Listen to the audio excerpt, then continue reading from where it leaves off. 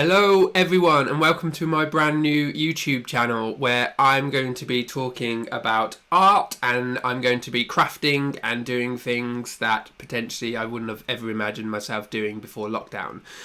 Some of you may know me on the internet as Portmates, where I paint pictures of famous faces on my Instagram at Portmates. Some of you may know me from just my name, Mike Hintz. I'm a designer by trade and now an amateur artist in my spare time. And this channel is going to be all about creating stuff and exploring art, because it occurs to me I do a lot of art, but I don't actually know much about art. So this channel will be all about that. So today I'm going to start by basically stringing together all the sort of story things I did for Instagram when I was building Jack from Nightmare Before Christmas, Jack Skellington. I thought it was quite a cool project. It's something I wanted to do for quite a while. I'm massively influenced by the Mythbusters, Adam Savage. My brain was going a bit blank then. One of my heroes is such a talented, crafty man. He just and not crafty as in dodgy, as in crafting. He's good with his hands. He's insanely intelligent when it comes to building stuff. So I just really wanted to challenge myself, and I had lots of recycled cardboard. And my one rule with this build, I'm calling it a build, I don't know if it's a build, is to basically only use recycled goods. So anything I had in the house, I will use. If it's not in the house, I'll have to find a way around it. And I did that a couple of times, and we'll get to that. So let's start. So the first thing I did was I found an image of Jack Skellington I liked. I knew if I tried to freehand it, it probably wouldn't be the best. So what I did is I found an image I liked. I scaled it in a program that I've got called Affinity Designer, or you can use Affinity Photo. It's basically like Photoshop or Adobe Illustrator, but for 50 quid lifetime. So it's a real good bit of software if you want that level of high professional, but you don't want to pay Adobe 50, 60 quid a month. So I highly recommend Affinity Designer and Affinity Photo. I worked out that it was 1800 millimeters thereabouts to be 6 foot, and then I couldn't get it printed to my printer in sections, so I used a website called Rasterbator. It's a good name, and what that does is it takes your image and splits it into as many pages as you want depending on the height. So I did that, I printed it off. It came out in 17 parts. I deleted all the blank pages because around the image there was a lot of white space and stuff, so I deleted all that, printed it off, cut around the edge of it loosely, as you can see from these photos. I didn't spend a huge amount of time detailing it because I knew I was going to use recycled cardboard, and I knew I couldn't do things too thin, otherwise it would just get all wibbly wobbly. So I just cracked on with it, cut them out. I managed to find one large bit of cardboard which would work as the sort of overall shape of the character.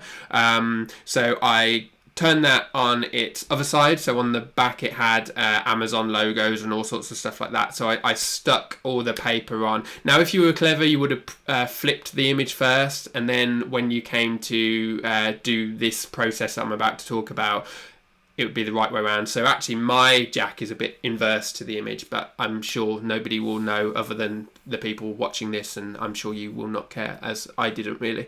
It's for doing the crafting, not necessarily the perfection of the crafting.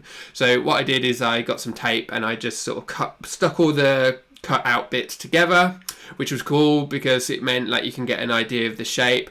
And then I got a Sharpie and kind of went around the edge of the character and kind of did a bit of guesswork. I didn't fill in too many of the gaps. If you look closely at the hands, you'll see they're all a bit fat and weird, but again, I'm happy with that. So I drew around it, got a scalpel, started cutting around the shape, and kind of effectively made sure that I had a shape that roughly resembled Jack. And I think it was on one bit of cardboard.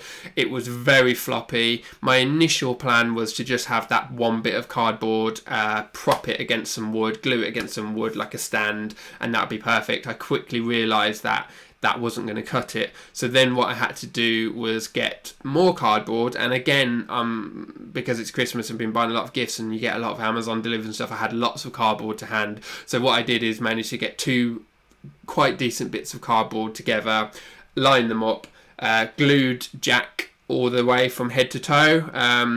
I was lucky that I had some wood glue. I had some like Gorilla Glue. In my mind, I thought I had some super glue, but in hindsight, that wouldn't have worked because, you know, super glue is tiny and it would have taken me hours to get the coverage. And actually, the wood glue was really good. And I thought to myself, I was like, oh, wood glue, will it work on cardboard? And I thought, well, cardboard was once a tree. It was once wood. So, and you know what? It worked brilliantly. So I kind of covered it head to toe. I stuck the other bits of cardboard onto it and ended up actually just like lying on it for about half an hour, playing with my phone and stuff, as you can see from this extremely attractive footage.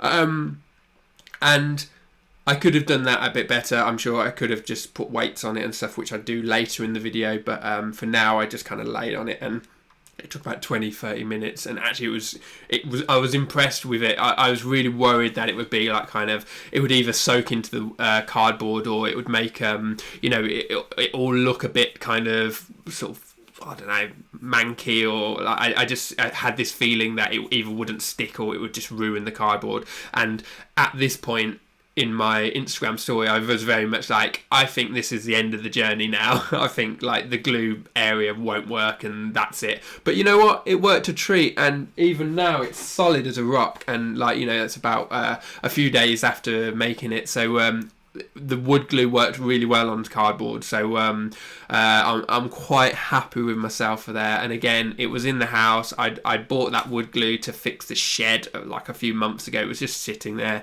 so it made good use for that anyway. So the next thing I did was, when the two bits of cardboard were sandwiched together, which made the whole standee a lot more thicker and durable, so I could move it about and stuff. I realised that where I joined the two secondary bits of cardboard, it was a bit floppy and weak, so I got a third bit of cardboard and I just kind of made a join so it's nice and thick. And you can probably see that here on the back. Where is it? Here. So there's an extra bit of cardboard there. Oh, go on, you go back. So again, instead of me sitting on it this time, I used my head and I got a weight and then padded it down, and it worked a treat again, and it was all solid and fabulous. At some point you have to do a bit of a tidy up, and as you can see, I made a bit of a mess. So I managed to recycle as much as I could, which is always, a good thing to do. I don't know why I'm preaching to you that you should recycle, but there you go. Recycle! Recycle! Recycle! Recycle! Little recycle party. Everybody's welcome. Bring your recycling. Actually, keep your recycling.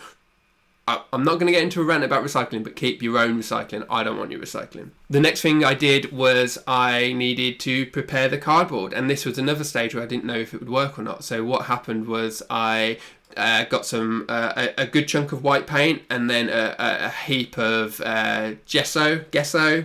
I'm calling it gesso, and that is to basically just prime the cardboard ready for acrylic paint, because I've done stuff in the past where the acrylic paint hasn't worked very well on cardboard. So this was sort of, lesson learned from last time, and I just kind of got on with it. And I mixed in probably 1 part paint, 3 parts gesso. So like the gesso kind of had like a nice white tone to it, but it wasn't like striking white. So like covered it all in, paint, as you can see here. Like, I don't really need to talk you through the process. One thing I did do is try and get into the corners, because obviously with cardboard, especially corrugated cardboard, you get lines and stuff. So I tried to get into the lines, so when you paint, you don't have dark areas and light areas. So kind of, just making sure that you get into all those areas anyway.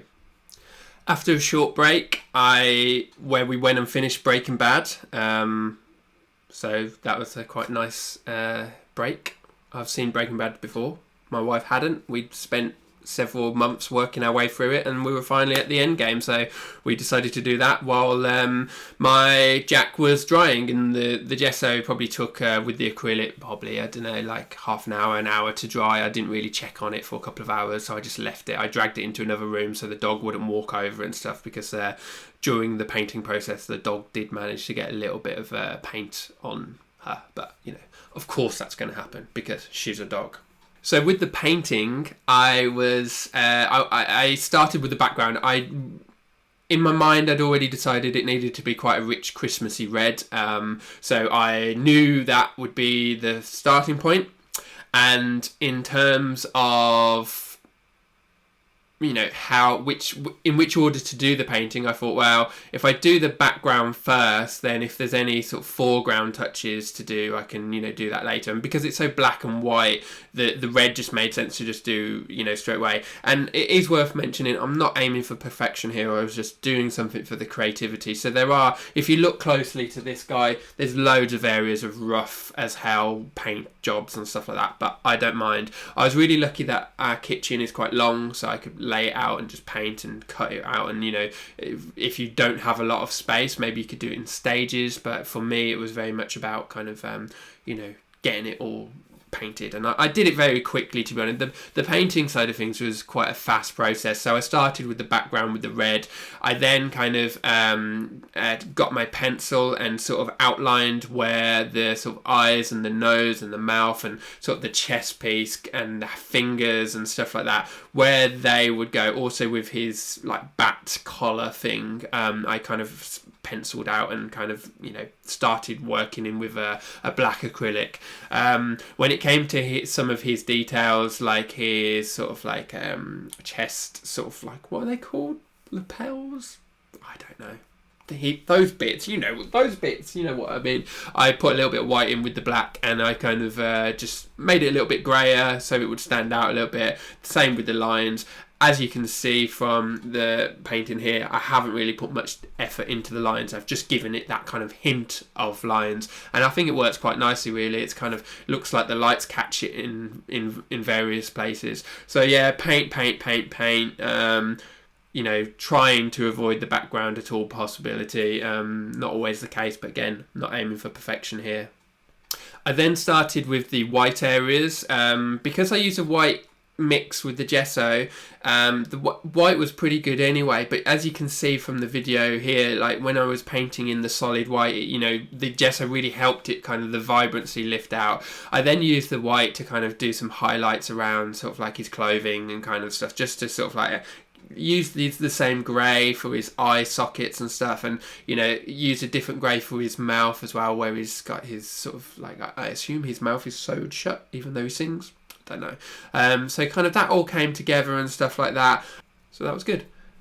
And then the final part of it is I just had to get some wood. I'd already had that wood from a previous shed fix.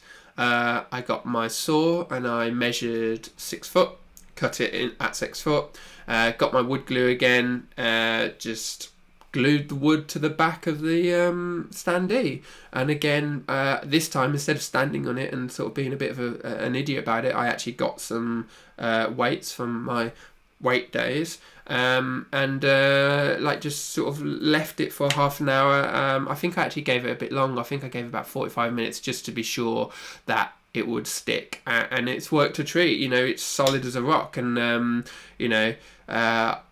really happy with the sort of like output.